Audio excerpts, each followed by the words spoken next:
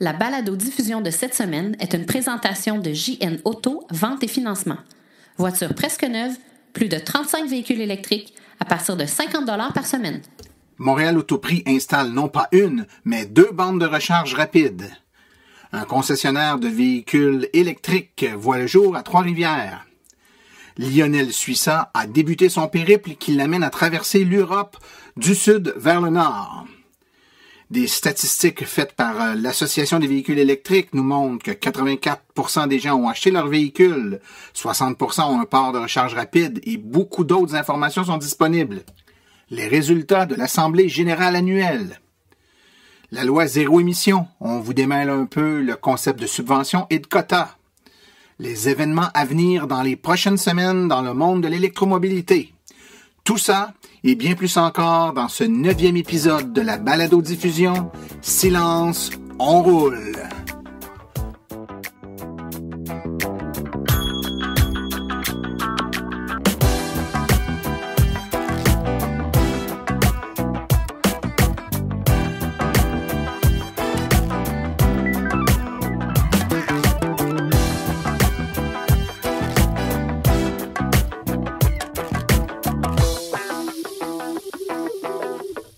Bonjour tout le monde, mon nom est Martin Archambault, administrateur et webmestre de l'Association des véhicules électriques du Québec. C'est avec passion et plaisir que j'anime cette balado-diffusion dédiée 100% aux véhicules électriques. Alors les amis, aujourd'hui, on a une émission toute spéciale qui est dédiée en grande partie à l'Assemblée générale annuelle de l'Association des véhicules électriques du Québec qui a eu lieu tout dernièrement et on a pensé que ce serait bon peut-être de vous donner un peu là des aperçus de ce qui s'est passé lors de cette journée mémorable. Mais avant d'entrer dans le vif du sujet, je veux en profiter pour simplement vous rappeler que si vous aimez le podcast, il y a une façon très simple de nous le faire savoir. Évidemment, c'est de m'envoyer un courriel à martin@aveq.ca. Vous me faites part de vos commentaires. Vous pouvez également ne pas vous gêner et me dire ce que vous aimez, ce que vous aimez pas, des sujets que vous aimeriez qu'on parle. On va se faire un plaisir d'essayer de mettre ça à l'horaire. J'en profite aussi pour saluer au passage comme ça des auditeurs qui m'ont écrit dernièrement, entre autres M. Frédéric Saint-Laurent et M. Denis Couture. À vous deux, messieurs, bonjour et merci d'être à l'écoute du podcast. Et puis, une toute autre façon également de nous remercier, c'est d'aller sur iTunes ou encore d'aller sur Google Play et de nous coter, donc nous mettre 4, 5 étoiles sur 5 là, en fonction de de l'appréciation que vous avez du podcast. Plus on a d'étoiles, plus on est coté haut et plus on va sortir là dans les engins de recherche et que les gens vont pouvoir nous trouver, donc nous écouter et se sensibiliser par le fait même au bonheur et aux avantages multiples de conduire un véhicule électrique. Et si on regarde maintenant les résultats des élections qui ont lieu à l'Assemblée générale annuelle tout dernièrement, simplement vous mentionner que 3 administrateurs étaient sortants. Je les nomme là un après l'autre en vous parlant un peu de ces derniers. Donc, le premier, Michel Gélina, qui est le premier administrateur à s'être joint à l'association là, lorsque ça a passé l'AVEQ a passé d'une idée de Simon-Pierre Rioux, idée administrée à partir de son sous-sol, et que ça a commencé à prendre de l'ampleur. Michel a été le premier à joindre à Simon-Pierre pour l'aider et créer une structure qui ressemble à celle qu'on connaît aujourd'hui. On lui doit beaucoup. C'est un des membres fondateurs qui a énormément collaboré au fil du temps. Dans les dernières années, il se dédiait principalement à toute la gestion des bases de données, des inscriptions, du membership. Un travail colossal si on tient compte du fait que l'association là est en croissance exponentielle depuis les tout débuts. Alors donc, le premier administrateur sortant, Michel Gélina, à qui on dit merci. Le second, Yvon Bergeron. Yvon qui est très connu de la part des automobilistes, des électromobilistes qui sont présents aux différents événements. Il est un peu partout sur le terrain, a beaucoup contribué à faire connaître les voitures électriques, à démocratiser l'information, à partager sa passion pour ces voitures. Il est également fort connu pour son implication au sein de la coalition Zéro Émission, coalition là, qui a travaillé très fort pour l'adoption par le gouvernement d'une loi zéro émission au Québec. Donc, c'est également avec regret que nous nous devons laisser partir l'administrateur Yvon Bergeron. Et finalement, le dernier et non le moindre, M. Gilbert Cousineau, un électromobiliste passionné de la région de l'Outaouais. Il a eu différents rôles. Il a joué différents rôles au sein de l'association, impliqué dans sa région pour ensuite se retrouver directeur régional de l'Outaouais pour redevenir administrateur à l'AVEC, où il nous a donné un bon coup de main sur divers dossiers. Donc, Gilbert Cousineau nous quitte également. Donc, ces trois individus nous quittent, mais pas définitivement. Finalement, ils ne seront plus au sein du conseil d'administration, mais vont continuer à briguer, à porter fièrement les couleurs de l'association et à donner des coups de main là, aux différents bénévoles sur le terrain et aider à démocratiser, à faire connaître un peu plus les voitures électriques. Alors maintenant, je voudrais vous parler des 3 candidats qui ont été élus pour remplacer les 3 candidats sortants. On parle de monsieur Louis Bernard. Louis Bernard qui est un organisateur d'événements fort connu. Il a organisé divers salons, mais plus particulièrement de nous, il est connu parce qu'il est l'instigateur du salon du véhicule électrique. C'est lui qui est l'homme derrière cette idée. Donc, nous sommes très heureux d'ajouter à notre équipe quelqu'un qui a des compétences en organisation d'événements à grand déploiement avec ce qui s'en vient dans les années à venir. Pour nous, c'est sûrement pas une compétence négligeable. Ensuite, on a M. David Corbeil, qui est également connu du monde des véhicules électriques de par son travail. Là. Il œuvre au sein d'une entreprise spécialisée dans le déploiement de bornes de recharge avec une orientation là, d'installation de bornes de recharge pour les immeubles, appartements et les condos. Donc, David Corbeil connaît bien les infrastructures de recharge, est habitué de faire du démarchage également, du démarchage en entreprise. Il va donc pouvoir nous donner un bon coup de main sur divers dossiers au sein de l'association. Et finalement, M. Claude Trudel. M. Claude Trudel qui a un passé, un CV fort rempli, qu'on ne peut nommer à travers ses différentes occupations, celles d'avocat, de maire également dans la région de Montréal et de député. Donc, il connaît bien l'appareil politique. Il est une excellente porte d'entrée à divers ministères et avec différentes personnes influentes du milieu et surtout un excellent conseiller pour nous sur tout ce qui touche les aspects politiques, lobbying, etc. Donc, c'est avec joie qu'on joint à notre équipe M. Claude Trudel.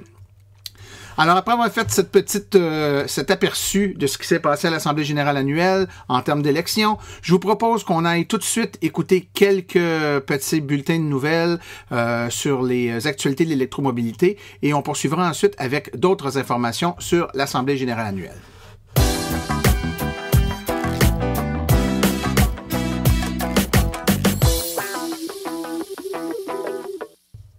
Il y a 2 semaines, le populaire concessionnaire automobile Montréal Autoprix annonçait l'installation sur son site de bornes de recharge rapide de niveau 2. Évidemment, c'est une nouvelle qui a tiré beaucoup d'attention, qui a suscité beaucoup d'attention, dis-je, parce que, évidemment, la région de Montréal est une région qui est passablement pauvre en bornes de recharge rapide et l'ajout de ces 2 bornes qui sont situées là, ni plus ni moins qu'à l'intersection d'autoroute 25 et l'autoroute 40 permettent la recharge rapide de véhicules électriques. Il y a 2 bornes de recharge rapide accessibles 24 heures sur 24 sur le site. Une borne qui possède le port Combo et le port Chademo et l'autre borne qui est port Chademo uniquement. Donc, ces 2 bornes rapides sont des bornes du réseau Heavy Duty et de par ce fait, sont facturées selon la grille tarifaire de Heavy Duty, c'est-à-dire 5 $ par 30 minutes, soit 10 $ de l'heure, ce qui est le même prix que le circuit électrique.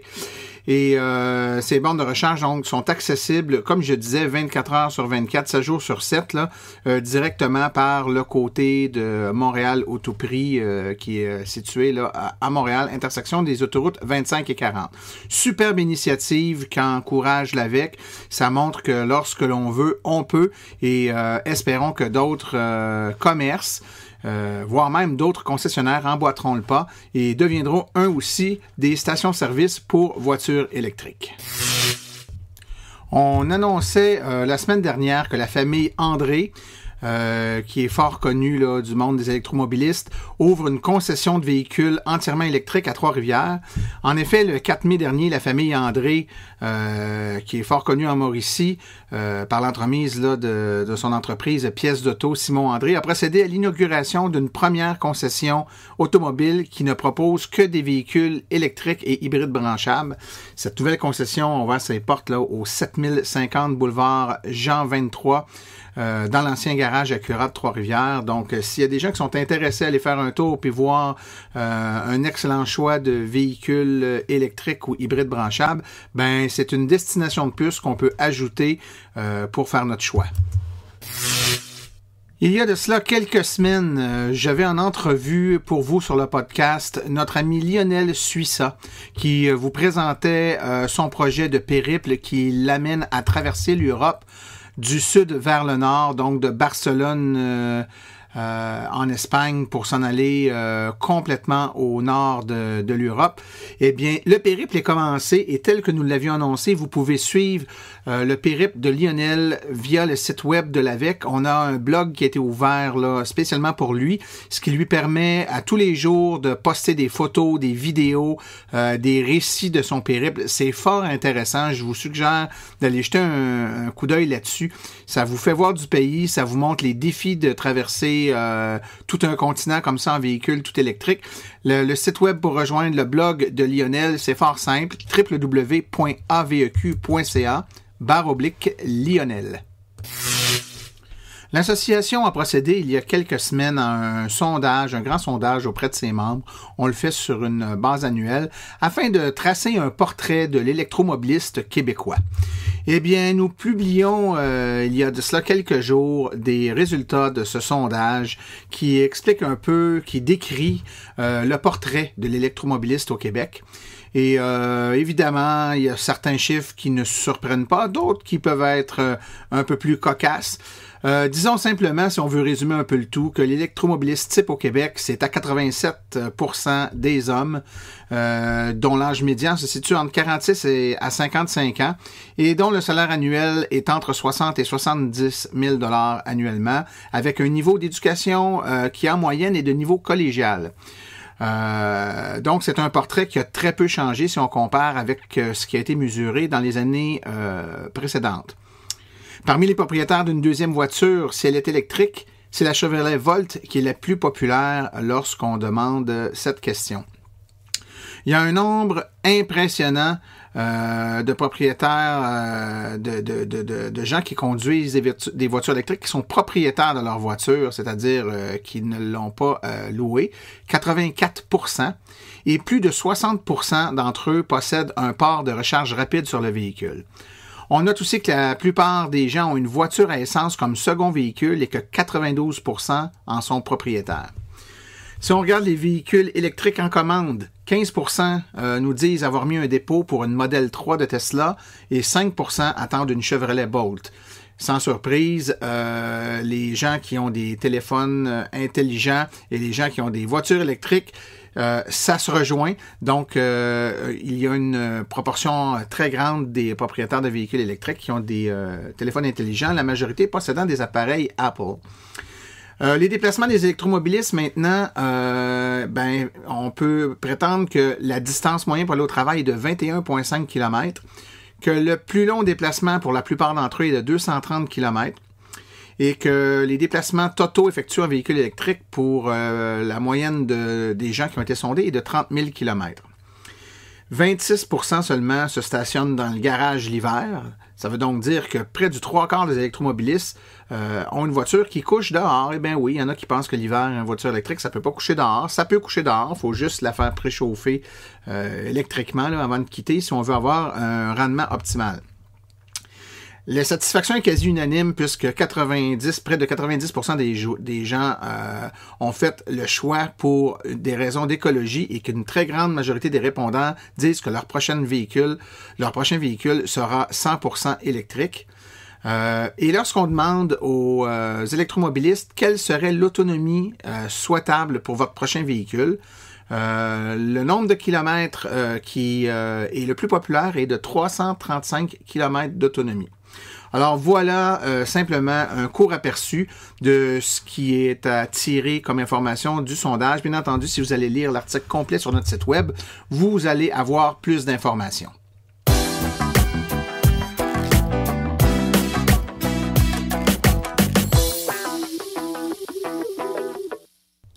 Alors, comme plusieurs d'entre vous le savez déjà, c'était le 29 avril dernier qu'avait lieu l'Assemblée générale annuelle de l'Association des véhicules électriques du Québec.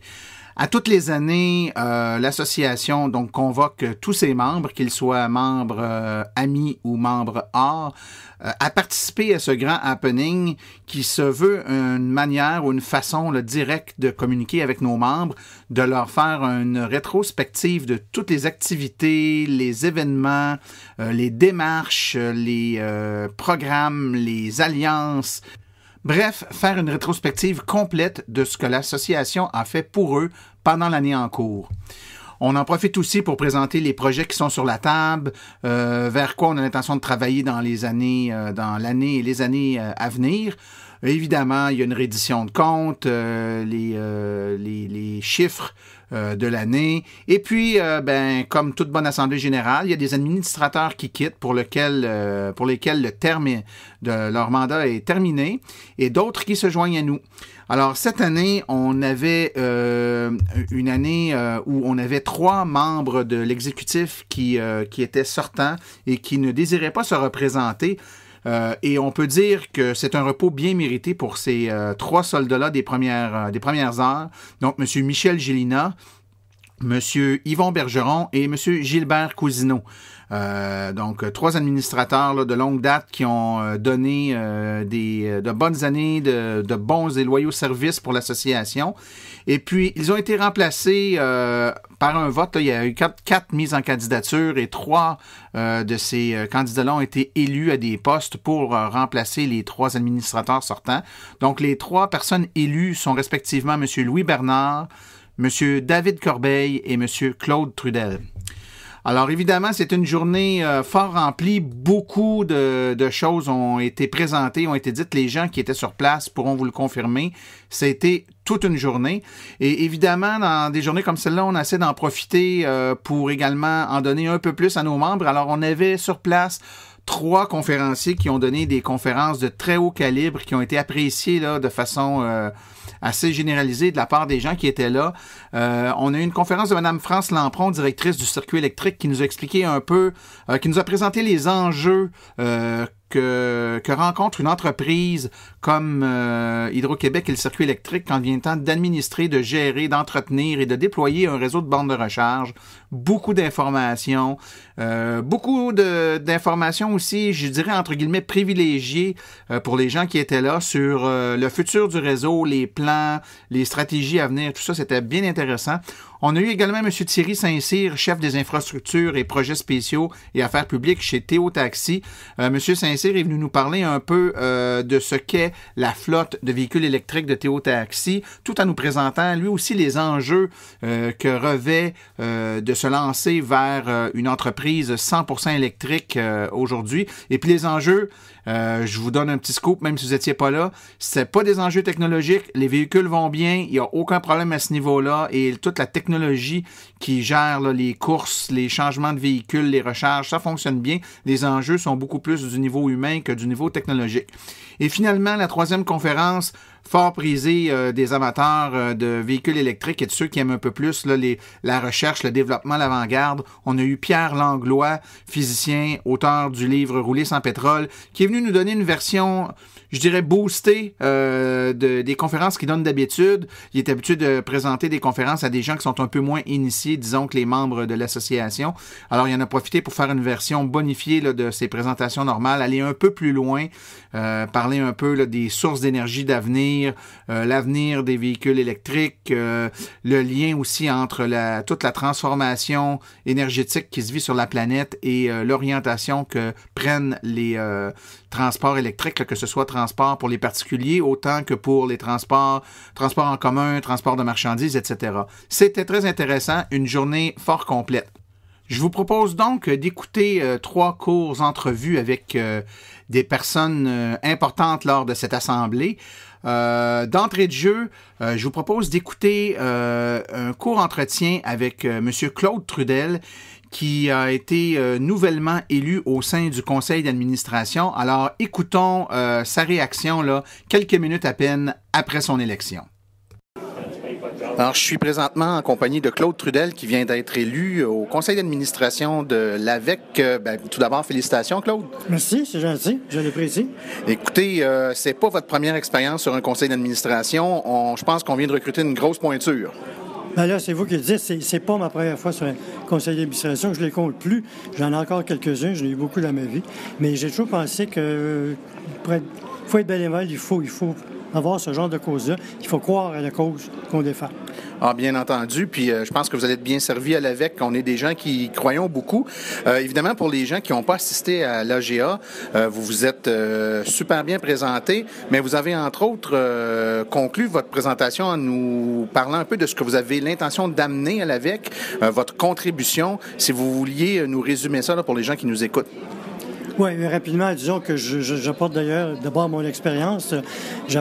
Moi, je pense qu'on est à un stage de développement où il faut être prudent, choisir ses causes. On ne peut pas être tout à tous, c'est évident.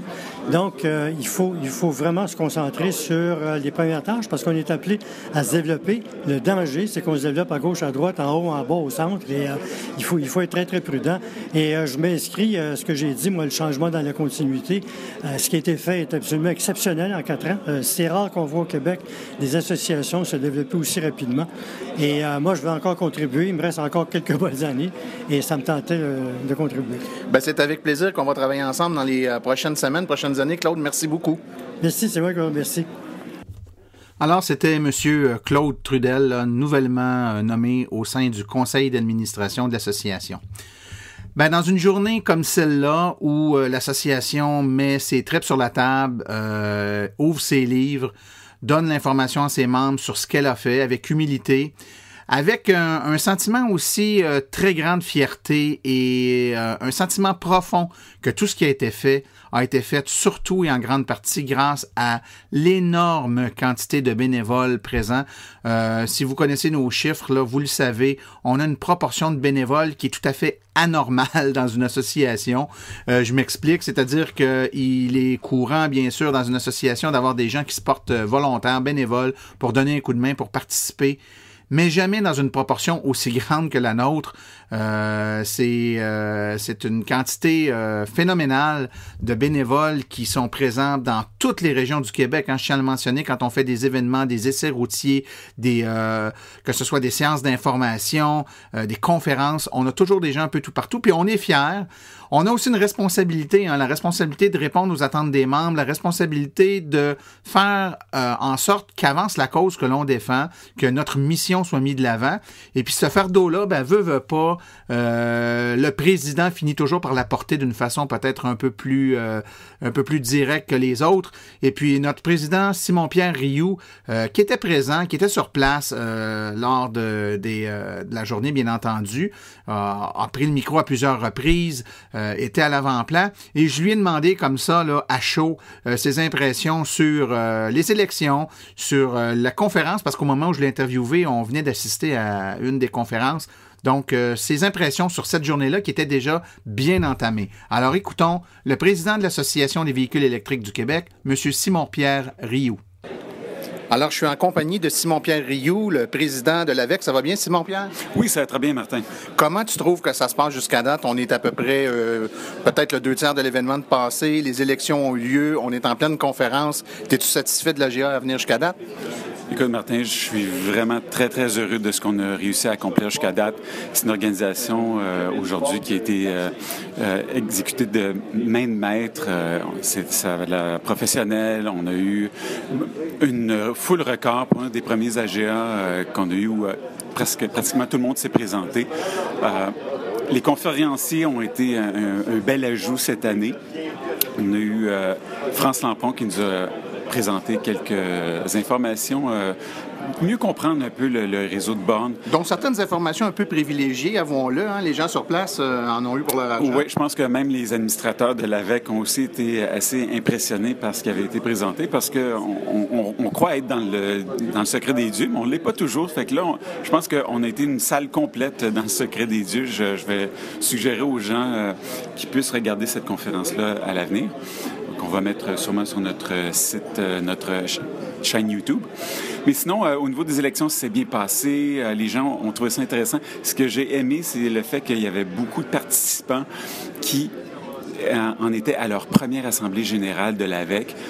C'était gratifiant de voir que les gens s'y intéressent encore, veulent en découvrir plus et veulent s'impliquer. Puis c'était le message qu'on a passé aujourd'hui de façon constante. C'était le fait qu'il faut être capable de s'impliquer de sa manière, et puis que c'est comme ça qu'on peut faire avancer les choses, qu'on est une grande famille, les gens l'ont compris, on a des nouvelles personnes en la personne de Claude Trudel, on a aussi Louis Bernard, on a des gens qui ont une expérience au niveau politique, au niveau organisationnel, au niveau des congrès.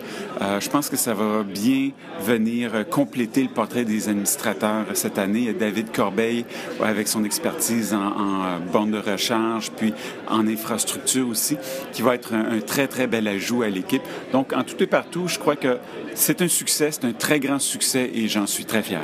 Pour terminer, Simon-Pierre, il y a quelque chose qui a surpris plusieurs personnes. C'est nous, on le sait un petit peu, on le savait un peu à l'interne, puis les gens sur place l'ont entendu, mais il y a des grosses choses qui s'en viennent dans l'année à venir au sujet des communications, puis de la présence ou de l'implication de l'AVEC sur la promotion de l'électromobilité, mais autrement que par des journées d'information ou d'essais routiers. Là, on parle vraiment d'une campagne de communication à grand déploiement.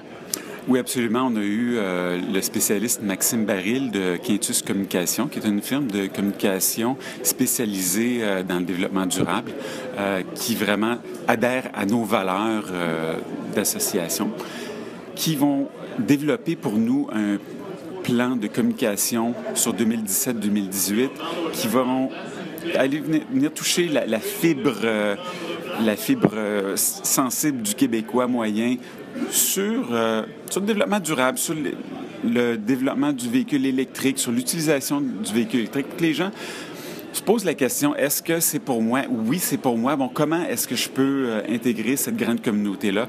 Qu'est-ce que je peux faire de mon côté? On va s'adresser aux familles en particulier. On va essayer de voir les gens qui ont 2 véhicules et plus, en remplacer un par un véhicule électrique. Donc, c'est des petites choses qu'on veut faire. C'est une campagne grand public, donc il va y avoir des spots radio, des pubs à la télévision. On a des gros partenaires médiatiques. Puis, on va avoir de plus en plus d'informations dans les prochains mois.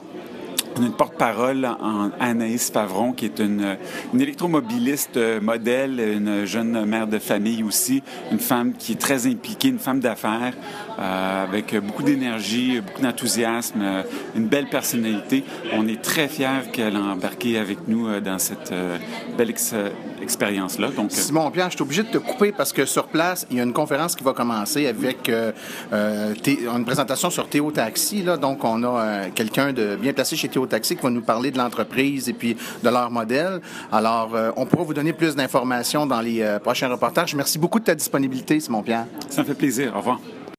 Alors voilà, je pense qu'on peut ressentir à l'écoute la fébrilité, le bonheur aussi, la joie là, d'avoir un sentiment de mission accomplie dans l'esprit là, des administrateurs et par la personne du président de l'association, M. Simon-Pierre Rioux. Je pourrais pas terminer sans au moins vous présenter l'un des administrateurs sortants. J'oserais dire le bras droit de Simon-Pierre, le premier administrateur qui a épaulé Simon-Pierre tout de suite après que l'association est passée d'une idée de une personne dans son sous-sol à une association organisée. C'était le premier à se joindre et à donner un coup de main à Simon-Pierre et à créer la structure de ce qu'on connaît aujourd'hui comme étant l'association qu'elle est. Alors, c'est avec beaucoup d'émotion et de fierté que j'ai interviewé M. Michel Gélina, qui nous quitte comme administrateur, mais pas comme membre de l'AVEQ, membre actif de l'AVEQ. Il nous l'a bien dit. Heureusement, ça nous laisse un baume malgré son départ comme administrateur. Alors, écoutons ce qu'avait à dire à la fin de cette journée, là, à la toute fin de l'AGA, M. Michel Gélina, administrateur sortant. Alors, je suis présentement en compagnie de Michel Gélina. Michel, qui est un administrateur sortant du conseil d'administration. C'est donc techniquement ta dernière journée, Michel, comme membre du CA. Hey, salut Martin, bonjour tout le monde. Effectivement, c'est aujourd'hui ma dernière journée après 4 ans, 3 ans en fait, 4 ans en année calendrier. Et puis depuis le tout début, il y a eu énormément de travail de fait depuis tout ce temps-là. C'est vraiment incroyable. On a commencé, on était 2, 3, 4, 10, 8, puis c'est rendu 6500 membres. C'est vraiment fantastique. Une belle réunion aujourd'hui, Martin. Oui, c'est effectivement extraordinaire. Tu dois quand même être fier parce que tu étais là depuis les tout débuts. Donc, l'AVEQ à ton entrée puis l'AVEQ à ta sortie. C'est un portrait tout autre, puis tu étais au cœur de cette transformation-là. C'est quelque chose, effectivement. On peut témoigner que, toi de même, que c'est le résultat du travail de chacun. On ne doit pas dire que l'AVEQ, c'est une petite cellule qui contrôle l'ensemble de la communauté. C'est vraiment le travail qui est fait partout en région par nous et étant de plus en plus structuré au niveau de l'administration, les gens connaissent de plus en plus leur travail. Alors, c'était notre gros défi dès le départ qui a été relevé vraiment avec brio par toute l'équipe, franchement. Ah, effectivement. Écoute, il y a eu des conférences, 3 belles conférences aujourd'hui. On en a parlé un peu tantôt, mais je pense que c'est un ajout. On n'avait pas ça dans les assemblées générales annuelles avant, puis ça a eu un beau succès. Est-ce qu'il y a des moments forts ou une conférence qui t'a interpellé plus que les autres? Plus que les autres, en fait, moi, c'est les réactions du public qui m'ont interpellé plus que les conférenciers. Je les connaissais déjà, bien sûr. On les a entendus dans d'autres circonstances, mais les 3 en même temps, au même lieu, au même moment. C'était une première pour nous. Je crois que ça, c'est loin d'être une dernière parce qu'il y a eu une très, très bonne réponse du public. Et puis, non, vraiment, les questions étaient pertinentes. Et un des conférenciers, c'est-à-dire M. Pierre Langlois, physicien de Québec, a vraiment mentionné que, contrairement aux conférences qu'il donne d'habitude pour le grand public, dans des centres civiques ou des bibliothèques ou des choses, pour des gens non initiés, ici, il n'a pas appelé ça sa conférence VE 101, il a appelé sa conférence VE 201. C'était vraiment une coche de plus. Et puis, franchement, pour le grand public, ça vaut vraiment la peine de joindre les rangs de l'association pour pouvoir avoir accès à cette information de qualité donnée par quelqu'un qui connaît absolument le dossier parce que c'est sa vie. Il en a fait sa vie. Il en a fait plusieurs livres. Et puis, Mme Lampron, France Lampron du circuit électrique qui nous a vraiment non seulement livré de l'information pas confidentielle, bien sûr, pas le droit, mais on a eu des scoops. On a eu des sous-entendus. Mais ouais, c'est ça. Mais surtout répondu aux questions du public comme elle peut pas le faire normalement parce qu'il y a trop de monde, la presse est là puis l'accaparer, alors qu'ici, il n'y avait pas de médias comme tel pour accaparer ces gens-là. On a eu vraiment beaucoup des bonnes réponses. Et puis, Théo? Oui, Thierry Saint-Cyr. Absolument. Thierry Saint-Cyr qui est à la tête de Théo Taxi pour diriger, pour nous dire ce qui s'en venait, effectivement, pour Théo. Et comment il fonctionnait, c'est beaucoup plus complexe qu'on pensait, la gestion d'une flotte électrique. Et puis, non, franchement, on a eu des belles réponses. Moi, ce qui a été intéressant de la conférence de Théo, je trouve, c'est un aspect que les gens savent peut-être pas, c'est qu'ils ont une mission de recherche aussi là-dedans, c'est-à-dire qu'ils travaillent conjointement avec l'Institut du véhicule innovant, puis il y a certains échantillons de leur flotte de véhicules qui est analysé, scruté à la loupe à fréquence fréquente pour mesurer le comportement d'une auto dans un usage plus qu'intensif, là, pour reprendre ses propres termes. Lui, une voiture électrique, il bat ça, puis pas à peu près. Puis on est forcé de constater que les gens qui ont peur d'acheter une auto électrique se disant « Ouais, mais la batterie, ça a une durée de vie, ça va se dégrader. » Dans des conditions atroces d'utilisation, la dégradation de la batterie est quand même minime. C'est quand même très bien. C'est vraiment impressionnant. Ouais, donc là, Michel, je conclus que tu récupères énormément de temps libre. Est-ce que tu as peur de t'ennuyer? Non, parce que je vais me mettre à fréquenter les conférences. Maintenant, j'ai du temps libre pour aller voir ce que les directeurs régionaux vont faire dans leur région et fréquenter des événements plutôt que de les concevoir nous-mêmes. Ben, ça va toujours être un plaisir de te rencontrer. L'AVEQ, c'est un peu ta création aussi. Tu es là depuis les tout débuts, donc ça sera toujours chez vous. Ben, on te souhaite une bonne retraite du CA, mais une bonne continuité comme membre actif chez nous. Absolument. Merci beaucoup, Martin. Et salut tout le monde. Alors voici qui met fin au segment sur l'Assemblée générale annuelle. Tout de suite après la pause, on vous revient avec la chronique de Maxime Séguin-Durand qui poursuit sa série sur la simplification et la démystification de la loi zéro émission.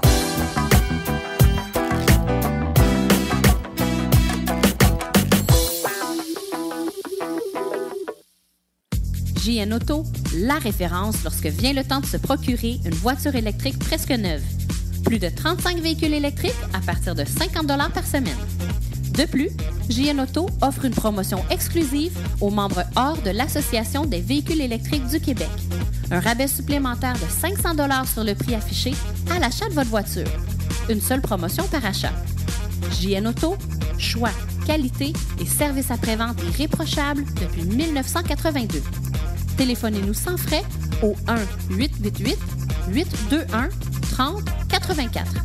Consultez notre liste de voitures au www.jnauto.com ou visitez-nous au 317 route 116 à Richmond, en Estrie. Bonjour à tous. Lors de ma dernière chronique, on a commencé à parler de la loi zéro émission. Cette semaine, on poursuit la discussion à propos de cette loi, mais on va plus loin.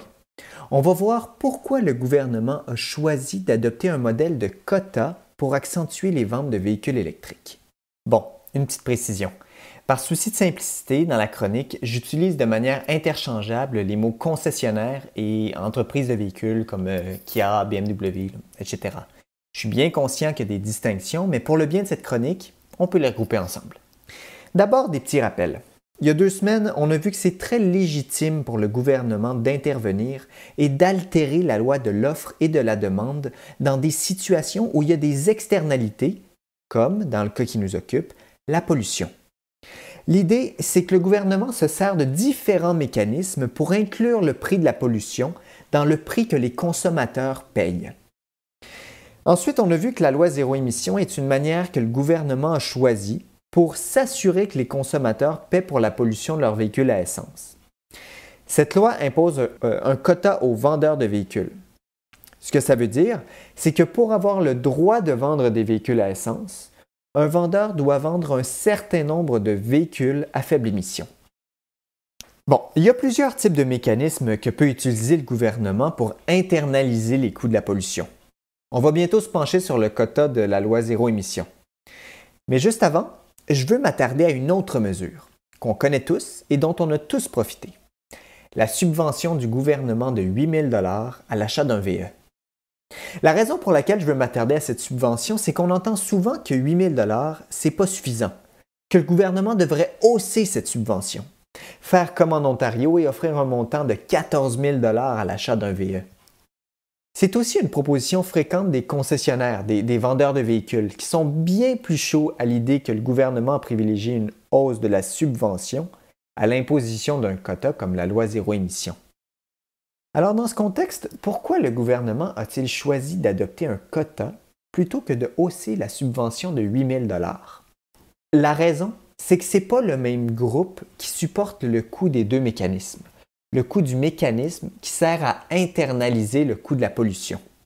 Dans le cas d'une subvention, le gouvernement prend son argent, issu en grande partie des impôts et des taxes, et envoie un chèque non pas au consommateur, à la personne qui achète l'auto, mais bien au concessionnaire. En effet, contrairement à ce qu'on pourrait penser, ce n'est pas le consommateur qui est le premier bénéficiaire de la subvention, c'est le concessionnaire. Du moment qu'il vend un VE, il reçoit le prix convenu avec l'acheteur, disons 35 000 $, plus 8 000 $ qui provient des poches du gouvernement et donc indirectement de l'ensemble des contribuables québécois. Donc les concessionnaires ont tout intérêt à ce que la subvention à l'achat d'un VE augmente. Parce que si elle augmente, le prix des VE descend, donc ils en vendent plus, sans que l'argent qu'ils reçoivent par véhicule, lui, ne descende. Donc les concessionnaires font plus d'argent au détriment du gouvernement qui assume l'entièreté du coût de la subvention. Il faut aussi mentionner un effet collatéral des subventions.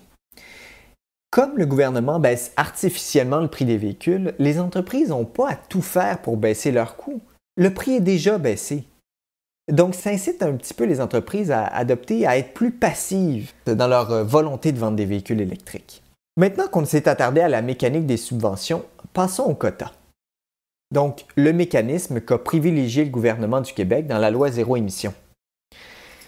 Avec l'imposition d'un quota, ce n'est pas le gouvernement qui supporte le coût qui vient avec l'internalisation des coûts.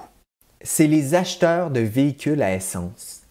comme les entreprises sont maintenant tenues de vendre des véhicules à faible émission pour pouvoir vendre des véhicules à essence, elles sont obligées de mettre de l'eau dans leur vin et de rendre les véhicules électriques plus attrayants. Elles doivent donc trouver le moyen de baisser les coûts, faire de la publicité pour ces véhicules, mettre plus de modèles sur le marché, etc. Parce que si elles ne sont pas en mesure de vendre des VE, elles ne peuvent pas vendre des véhicules à essence à moins de payer des pénalités. Donc, avec un quota, c'est l'entreprise qui supporte les coûts de la mesure pour internaliser les coûts. Parce que c'est elle qui doit vendre les VE moins cher que le prix du marché. Parce que si elle ne les vend pas moins cher que le prix du marché, elle n'en vendra pas. C'est souvent trop cher pour les gens qui n'ont pas 35-40 000 à mettre sur un véhicule. Par conséquent, comme elle ne peut pas faire apparaître de l'argent par magie, elle répartit les coûts de la mesure en haussant le coût des voitures à essence. Donc, c'est les acheteurs de ces véhicules qui paient plus cher que le prix du marché qui financent la baisse du coût des véhicules électriques. Compte tenu de l'urgence d'agir pour contrer les changements climatiques et les objectifs ambitieux que s'est fixé le gouvernement en matière de vente de véhicules électriques, une hausse des subventions est probablement inévitable. Et loin de moi l'idée de faire paraître les subventions comme une mauvaise chose. Seulement, il faut être en mesure de comprendre les raisons pour lesquelles les entreprises de véhicules les préfèrent aux autres mesures, notamment aux quotas. Après ça que le gouvernement offre des subventions généreuses à l'achat de véhicules à faible émission, c'est bien correct. Et c'est même nécessaire dans le cocktail de mesures adoptées pour internaliser le coût de la pollution. Parce que c'est avec plusieurs types de mesures différentes qu'on va s'assurer que tout le monde fait sa part pour favoriser la transition énergétique. Merci d'avoir été là et à dans 2 semaines.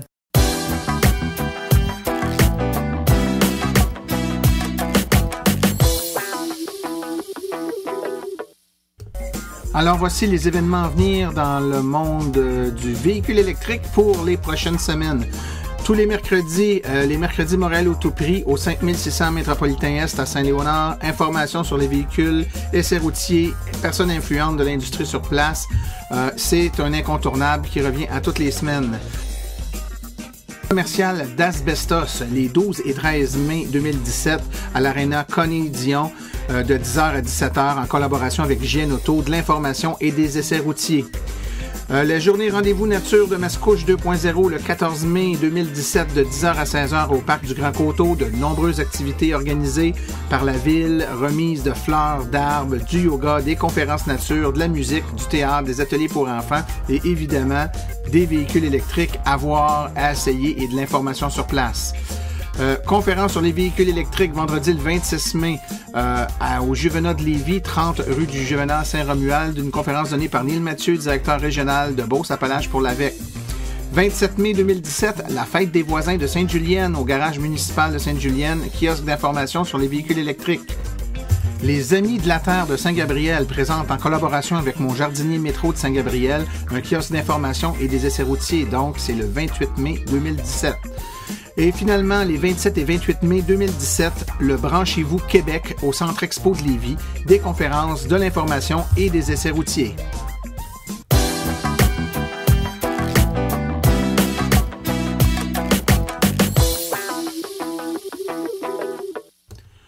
Alors, c'est ainsi que se termine cet épisode tout spécial de la balado-diffusion de cette semaine. Une édition un peu nombriliste où il était beaucoup question de l'association.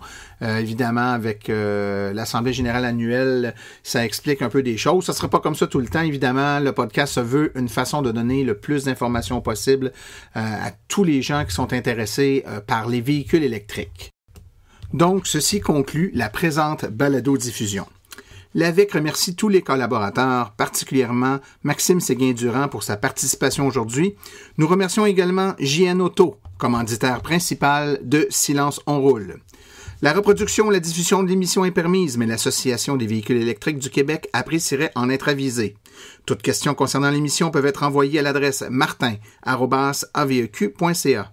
Pour toutes les questions générales regardant l'électromobilité ou l'association, veuillez plutôt écrire à info@aveq.ca. Pour vous renseigner et avoir accès à toute la documentation de l'AVEC, visitez le www.aveq.ca.